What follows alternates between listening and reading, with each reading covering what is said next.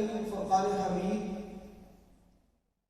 یہ اللہ رب العزت کی لازوال کتاب ہدایت ہے.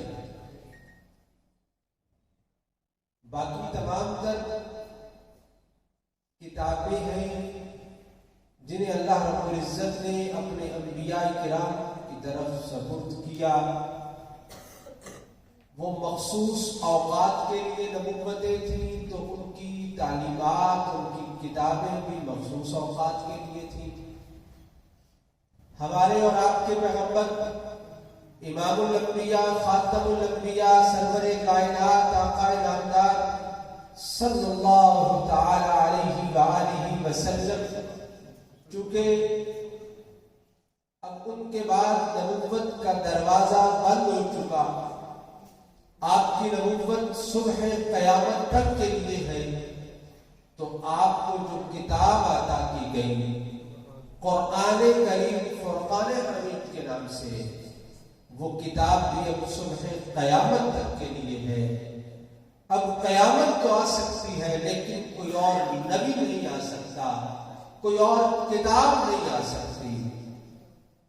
تو جب ایک چیز محدود ہوتی ہے، لمیٹڈ ہوتی ہے، اس کے تقاضے کچھ اور ہوتے ہیں، اور جب ایک چیز لامحدود اور انلمیٹڈ ہوتی ہے تو اس کے تقاضے اور اس کی آفاقیت اور اس کے مضامین کا بیان بھی کچھ اور طریقے سے ہوا کرتا ہے. تو اللہ رب العزت نے یہ ہم پر انعام فرمایا کہ ہمیں سب سے پہلے تو آقا نامدار امام الانبیاء خاتم الانبیاء صلی اللہ تعالی علیہ وسلم کا امتی بنایا، اور اس کے بعد ہمیں وہ کتاب عطا کی جو کہ کتاب ہدایت ہے صبح قیامت تک کے لیے. اور ایسی کتاب ہے کہ جو صرف کتاب نہیں ہے بلکہ اس کی ایک اضافی خصوصیت یہ ہے کہ وہ کلام اللہ ہے، اللہ رب العزت کا کلام ہے. کتاب کو ہوتا ہے کہ جو آپ نے لکھ دیا، لیٹر. باقی کتابیں وہ اللہ رب العزت نے سیدنا جبریل اور دیگر لکھنے والے فرشتوں پر اس کا القاء فرمایا، اور انہوں نے اس کو لکھا اور امتوں کے سپرد ہو گئی. ان کی تلاوت اللہ رب العزت نے نہیں فرمائی، لیکن قرآن ایسی واضح اور عمدہ اور آفاقی کتاب ہے کہ جو صرف کتاب نہیں بلکہ کلام اللہ ہے. جس طرح اللہ کی ذات ازل تا ابد ہے، اس میں فنائیت نہیں ہے، اسی طرح اللہ کے کلام میں بھی فنائیت نہیں ہے.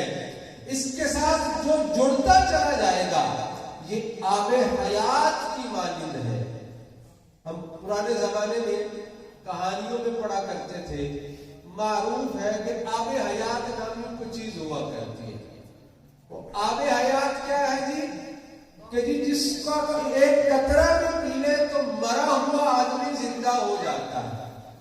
حالانکہ ایسی کوئی چیز کائنات میں ہے نہیں، لیکن ایک سمبل بنا دیا گیا کہانیوں کا، ایک علامتی چیز بنا دی گئی کہ یہ آب حیات ہے، اور اس کے لیے لوگ مارا پھرتے ہیں. لوگ جو ہے وہ سمندروں، جنگلوں، صحراؤں کی جو ہے وہ خاک چھانتے ہیں، لیکن کوئی اور آب حیات ہو نہ ہو، لیکن قرآن حقیقتاً آب حیات ہے کہ یہ مردہ دلوں کو زندہ کر دیا کرتا ہے، یہ مایوسیوں کو دور کر کے شادابیاں لایا کرتا ہے، اور ایک